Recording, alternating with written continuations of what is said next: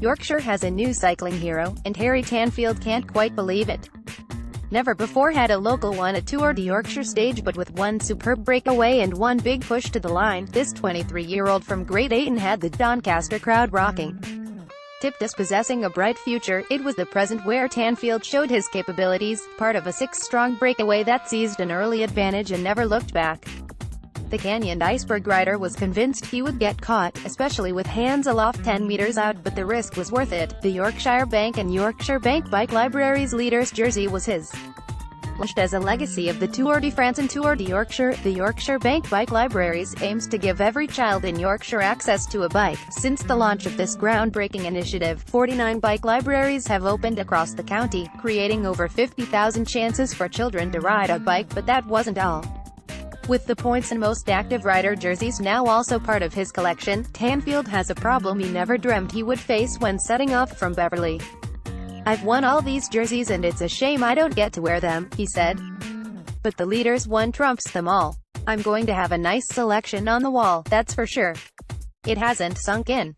Going over the finish line, I didn't know whether to celebrate or not. I thought I'd gone a bit early and hadn't known how much I'd won by. It's just amazing. I never dreamt that this would happen. Everyone committed and in the end it was just a solid day out. I can't believe I pulled it off. The support was really good all the way around. It was 3 or 4 people deep in the last few kilometers, so there must have been a few thousand people watching it. I think the whole of Doncaster and Yorkshire has got behind the event, which is fantastic." Arguably Tanfield's biggest achievement of the day came from stealing the limelight from Mark Cavendish, the Manx missile returning from injury to rapturous acclaim. The mass huddle outside his team bus at the finish line told you that.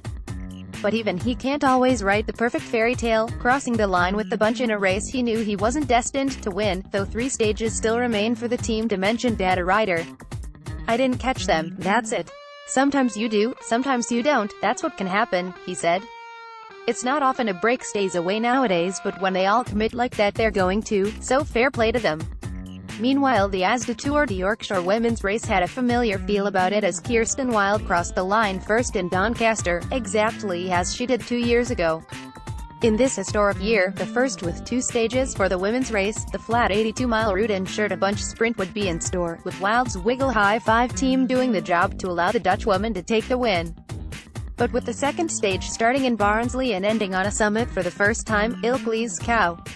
"I feel really happy, especially because my team gave me the opportunity to sprint here. They really worked for it and made it even more exciting," she said.